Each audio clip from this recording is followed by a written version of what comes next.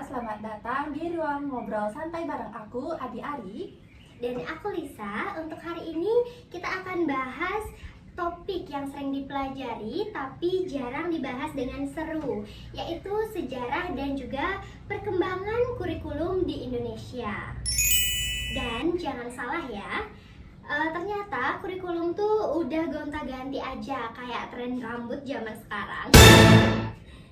Dan jadi untuk sekarang kita siap-siap ya, karena kita bakal ngajak kalian semua untuk nostalgia kurikulum dari yang jadul sampai yang kekinian. Betul banget Lisa. Nah, dari zaman Belanda sampai kurikulum merdeka, banyak yang mengalami perubahan, kayak mantan yang udah punya pasangan baru ya pastinya.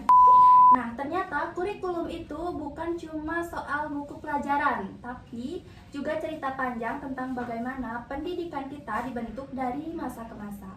Nah, ada yang dulu hanya mengandalkan hafalan saja, ada juga yang bikin otak sampai jungkir balik karena tugas proyek. Semuanya pasti mempunyai cerita tersendiri.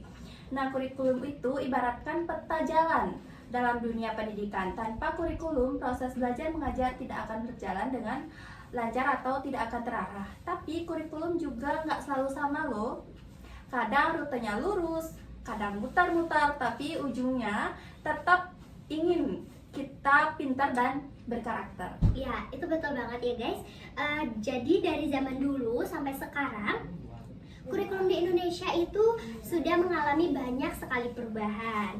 Nah, yuk langsung aja kita bahas bareng sejarah dan perkembangan kurikulum di Indonesia. Tapi sebelum itu boleh banget disiapin dulu cemilannya supaya nggak ngantuk. Dan catatan, nanti siapa tahu bisa dibahas bareng dosen atau bisa jadi masuk soal ujian kalian. Oke, kita mulai aja ya. Mengenai awal mula kurikulum yang ada di Indonesia.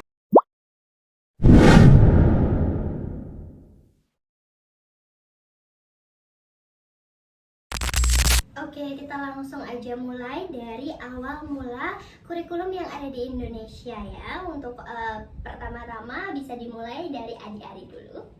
Oke, kurikulum pertama di Indonesia dimulai sejak masa penjajahan Belanda. Nah, waktu itu pendidikan cuma untuk kalangan tertentu saja dan tujuannya bukan mencerdaskan bangsa tapi untuk kepentingan penjajah saja. Ya, aku setuju banget ya, dan itu benar banget. Jadi baru setelah Indonesia merdeka itu di tahun 1945, barulah pendidikan itu diarahkan untuk membangun bangsa.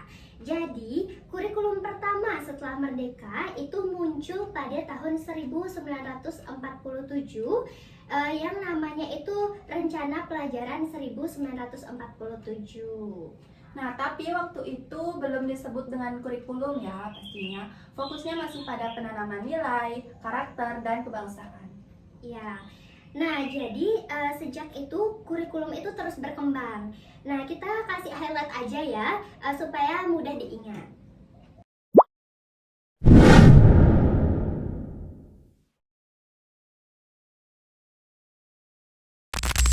Yang pertama itu perkembangan kurikulum 1952.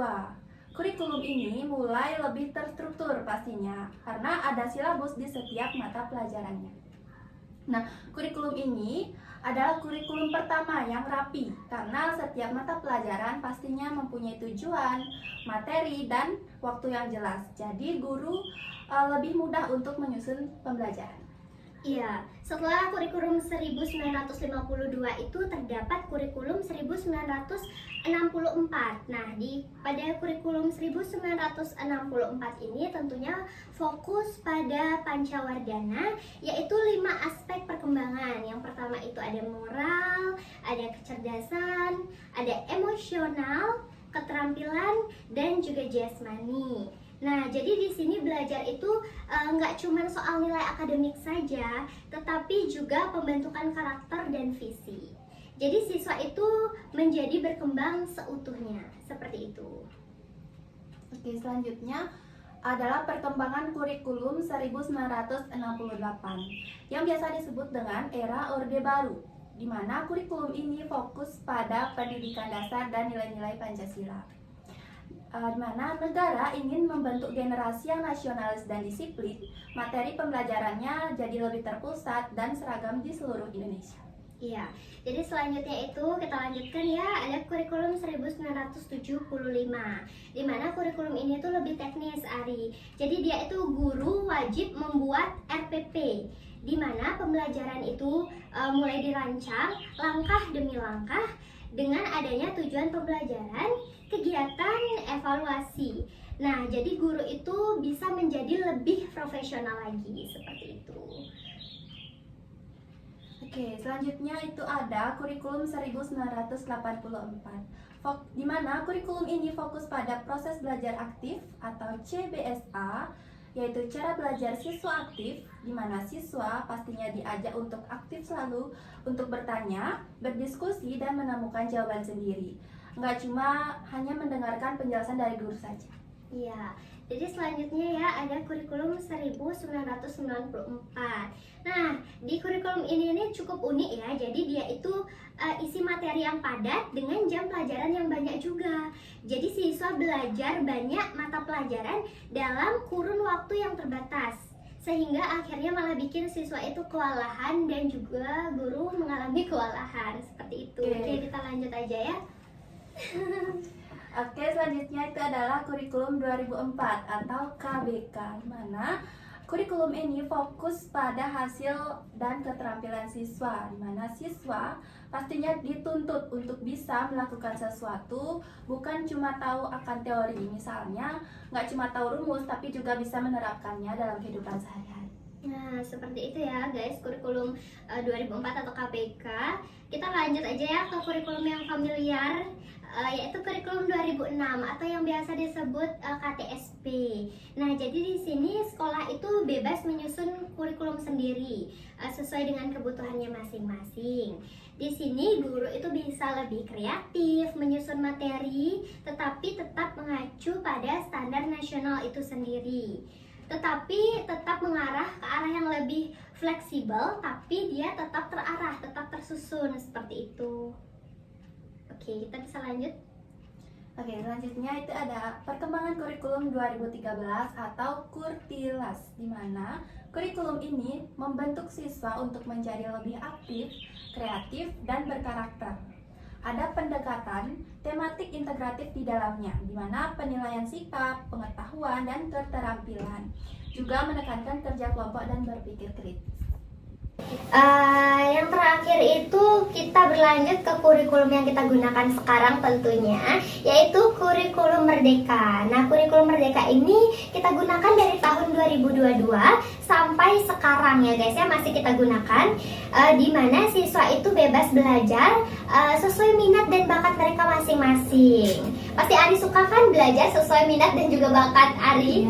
Iya, pastinya ya. Adanya proyek penguatan profil belajar Pancasila, di mana fokusnya itu pada nilai-nilai seperti gotong royong, mandiri, kritis, dan cinta terhadap lingkungan.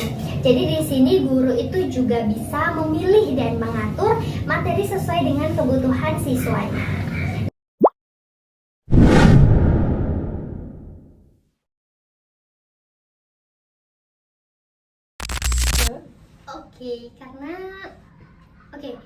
Jadi kurikulum Merdeka ini kan kurikulum yang kita gunakan pada saat ini ya, Ri.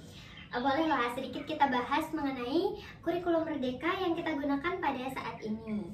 Nah, gimana nih menurut Ari?